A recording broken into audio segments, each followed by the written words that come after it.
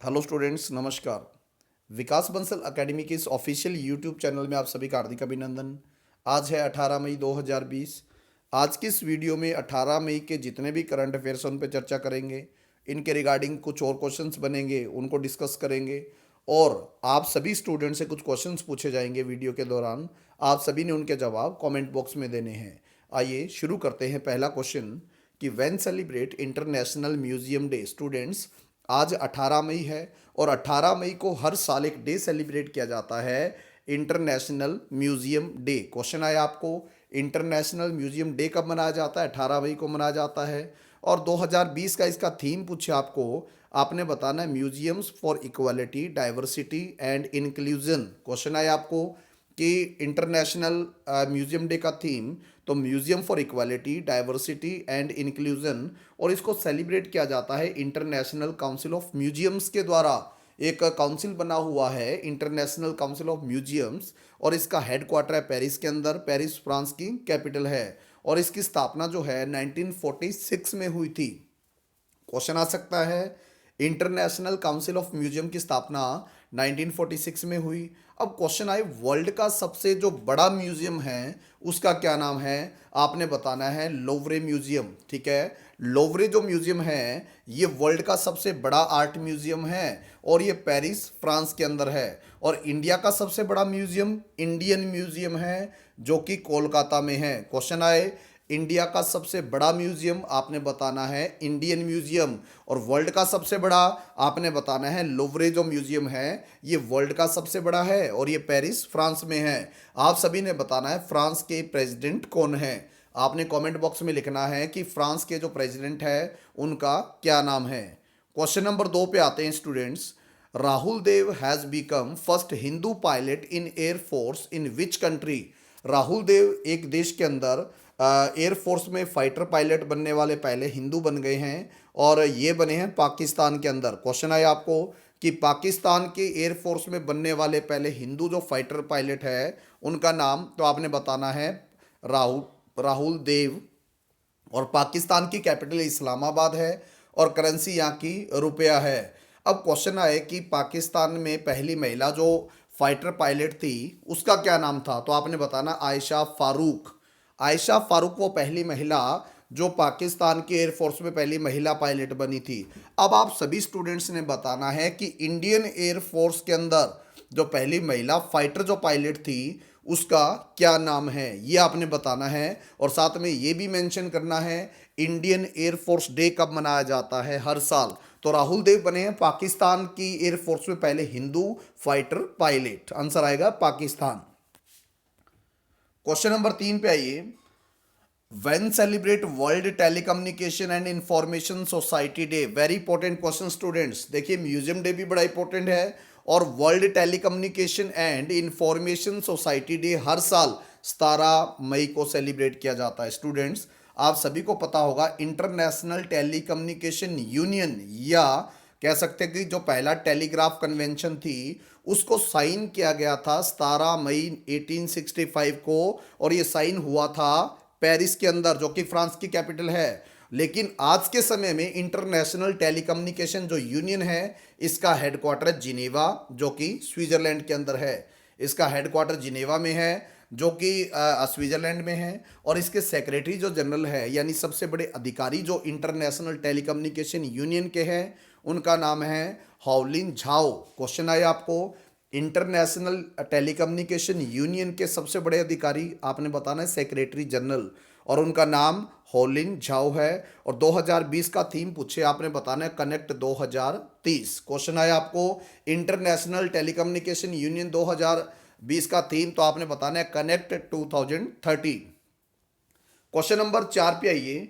World hypertension day कब मनाया जाता है? स्टूडेंट्स, ये जो छुपे डेज होते हैं ना ये एग्ज़ाम में काफ़ी इंपॉर्टेंट होते हैं और एग्ज़ाम में आ भी सकते हैं, इसलिए इन डेज़ को मैं ज़्यादा से ज़्यादा डिस्कस कर रहा हूँ। ठीक है, अब क्वेश्चन आया आपको हाइपरटेंशन डे कब मनाया जाता है? आपने बताना है 16 मई को मनाया जाता है, 16 मई को मनाया जाता है, और इसको सेलिब्रेट किया जाता है वर्ल्ड हाइपरटेंशन लीग के द्वारा।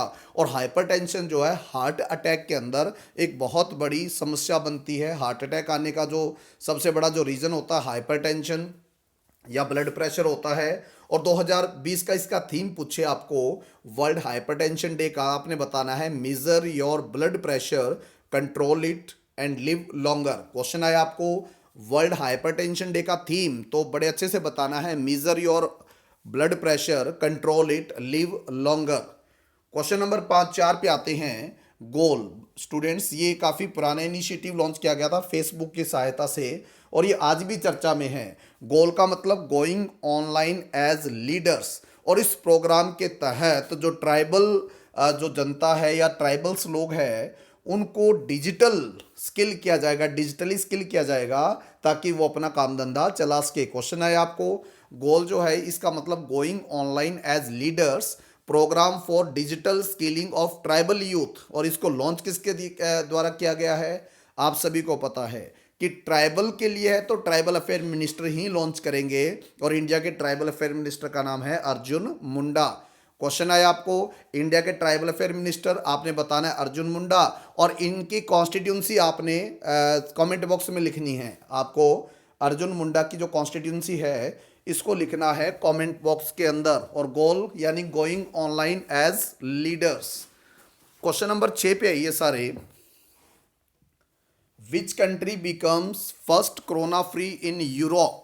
यूरोप के अंदर पहला कोरोना मुक्त देश कौन सा बना है। कोरोना जो पैंडेमिक है इससे मुक्त कौन सा देश है जो पहला बना है, आपने देश का नाम बताना है स्लोवेनिया। देश का जो नाम है स्लोवेनिया है, जहाँ की कैपिटल जो है लजुब्लजाना है और यहाँ की करेंसी यूरो है। क्वेश्चन आया आपको कि कोरोना फ्री पहला देश, आपने बताना है स्लोवेनिया और यहाँ की कैपिटल लजुब्जाना है, करेंसी यहाँ की यूरो है और प्रेसिडेंट का नाम है बोरुत पाहोर। क्वेश्चन आया आपको स्लोवेनिया के प्रेसिडेंट, आपने बताना है बोरुत पाहोर और यहाँ के प्राइम मिनिस्टर का नाम है जानेज जानसा। यहाँ के जानेज जो जानसा है ये यहाँ के प्राइम मिनिस्टर है। और त्रिग्लाव, क्वेश्चन है आपको यहाँ की हाईएस्ट माउंटेन पीक का नाम स्लोवेनिया की, आपने बताना है त्रिग्लाव यहाँ की हाईएस्ट माउंटेन पीक है। और वर्ल्ड का नहीं यूरोप का पहला कोरोना फ्री देश आपने बताना है स्लोवेनिया, जहाँ की कैपिटल लजुब्जाना, करेंसी यूरो है। क्वेश्चन 7 पे आइए स्टूडेंट्स, काफ़ी चर्चा में ये रहा क्वेश्चन।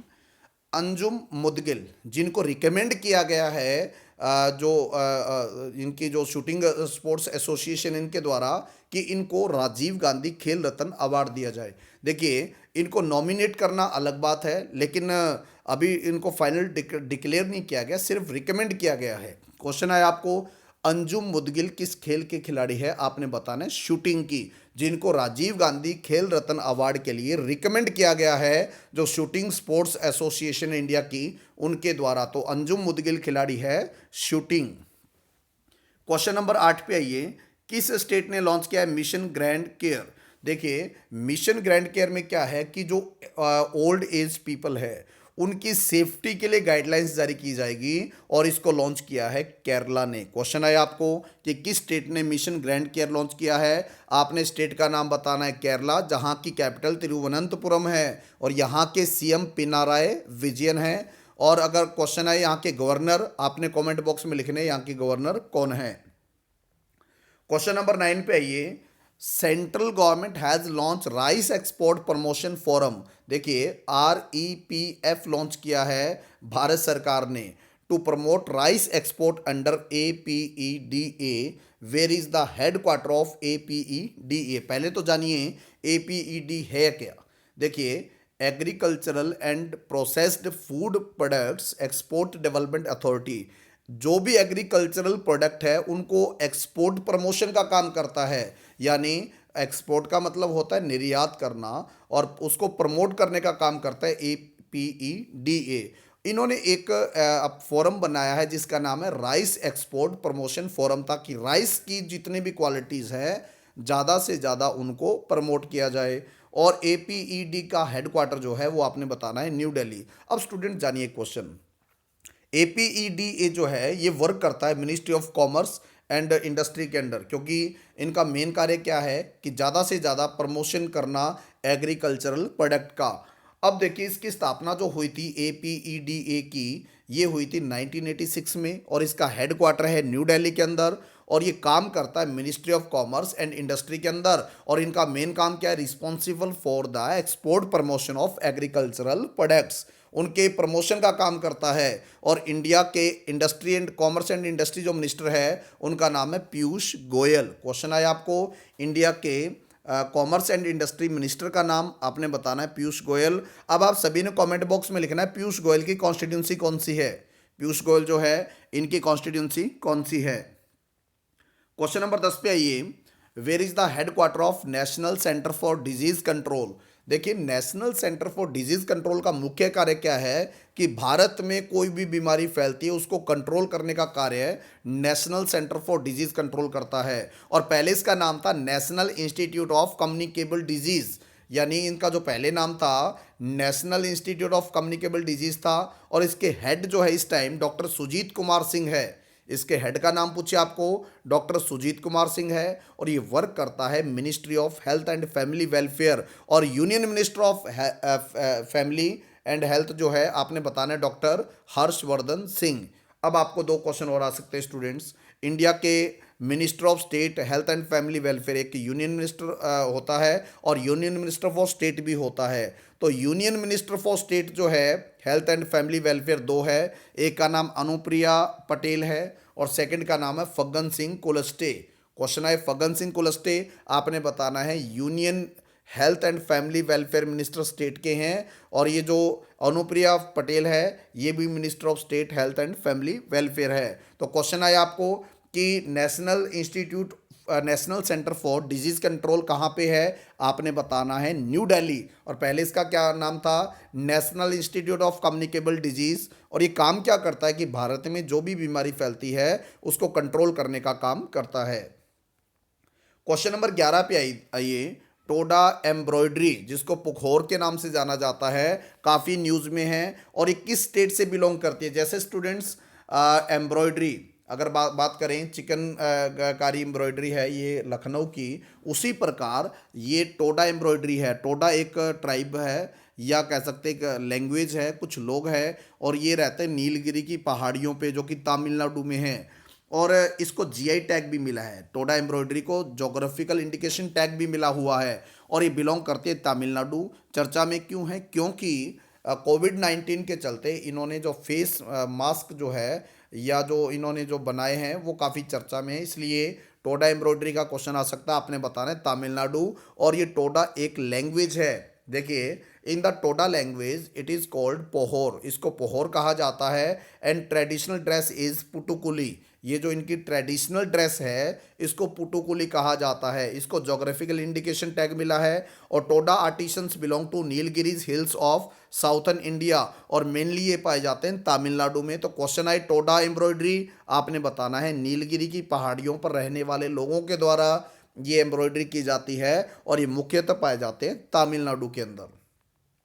क्वेश्चन नंबर 12 पे आइए, which state has become the first state to regulate the cultivation of crops in the state. इसका मतलब क्या हुआ कि उस स्टेट के अंदर जितने भी क्रॉप्स की कल्टीवेशन है उसको रेगुलेट करेगी वहाँ की सरकार, किसानों को गाइडलाइंस जारी करेगी कि आपने किस एरिया में कौन सी फसल को बोना है और कौन सी फसल को वहाँ पे उगाना है आपने। अब देखिए कोई मैंडेटरी नहीं है, किसान अपनी मर्जी से भी उगा सकता है, लेकिन ध्यान रहे कि अगर किसान अपनी मर्जी से उगाता है तो समय समय पर जो स्टेट गवर्नमेंट है वो स्कीम्स जारी करती है किसानों की सहायता के लिए। तो उन किसानों को स्कीम का फ़ायदा नहीं मिल पाएगा और उन्हीं किसानों को मिल पाएगा जो सरकार की गाइडलाइंस के अकॉर्डिंग अपने एरिया में फसल की बुआई करेंगे। और ये जो पहला स्टेट है आपने बताना है तेलंगाना। तो क्वेश्चन आए, which state has become the first state to regulate the cultivation of crops in the state, आपने बताना है तेलंगाना। और ये जो यहाँ के किसान राज्य सरकार की गाइडलाइंस के अकॉर्डिंग ही अपनी फसल की बुआई कर सकेंगे। क्वेश्चन नंबर 13 पे आइए, when celebrate national dengue day. अब देखिए डेंगू का आज तक कोई वैक्सीनेशन नहीं बन पाया, तो डेंगू डे जो मनाया जाता है 16 मई को मनाया जाता है। क्वेश्चन आया आपको डेंगू डे कब मनाया जाता है, 16 मई को मनाया जाता है। उसी प्रकार जैसे मलेरिया डे भी मनाया जाता है 25 अप्रैल को, उसी प्रकार नेशनल डेंगू डे मनाया जाता है 16 मई को। आपको 16 मई को एक क्वेश्चन और भी आ सकता है, international day of living together in peace, ये यूएनओ के द्वारा मनाया जाता है और ये भी 16 मई को मनाया जाता है। और 16 मई को इंटरनेशनल डे ऑफ लाइट भी मनाया जाता है। यानी ये जो 3 दिवस है, dengue day, international day of living together in peace, ये भी 16 मई को मनाया जाता है। और इंटरनेशनल डे ऑफ लाइट भी 16 मई को मनाया जाता है। क्वेश्चन नंबर 14 पे, ये बड़ा इंपॉर्टेंट क्वेश्चन है कि भारत सरकार ने, इंडिया ने इंक्रीज किया है FDI limit in defence production, या डिफेंस जो मैन्युफैक्चरिंग है इसमें इन्होंने एफडीआई लिमिट को इंक्रीज किया है वाया ऑटोमेटिक रूट, ठीक है। और ये पहले 49% था, अब बढ़ा के कर दिया गया 74%। जो पहले 49% था और अब बढ़ा के कर दिया गया 74% डिफेंस मैन्युफैक्चरिंग या defence production via automatic route. FDI का मतलब फॉरेन डायरेक्ट इन्वेस्टमेंट, यानी फॉरेन का बंदा डायरेक्ट आके भारत में इन्वेस्ट कर सकता है। क्वेश्चन नंबर 15 पे आइए कि भारत सरकार ने अभी आत्मनिर्भर भारत अभियान, मोदी जी आए और इन्होंने पैकेज दिया और उसका नाम रखा गया आत्मनिर्भर भारत अभियान। और उसके तहत Mahatma Gandhi National Rural Employment Guarantee जो स्कीम है, या मनरेगा जिसको बोला जाता है, इसको कितना पैसा एलोकेट किया है आपने बताना है, 40,000 करोड़। क्वेश्चन आए आत्मनिर्भर भारत अभियान के अंतर्गत मनरेगा को कितना पैसा दिया गया है, आपने बताना है स्टूडेंट्स 40,000 करोड़। तो आज की वीडियो में 15 क्वेश्चन कर पाए। उम्मीद है कि सारे क्वेश्चन आप सभी को समझ आए होंगे। और जितने भी क्वेश्चन हैं इनको आप रिपीट कीजिएगा, बार बार पढ़िएगा। एग्ज़ाम जब भी आएगा आपको ये सारे के सारे क्वेश्चन काम आएंगे। अच्छे से इनको याद करना सभी स्टूडेंट्स ने। धन्यवाद।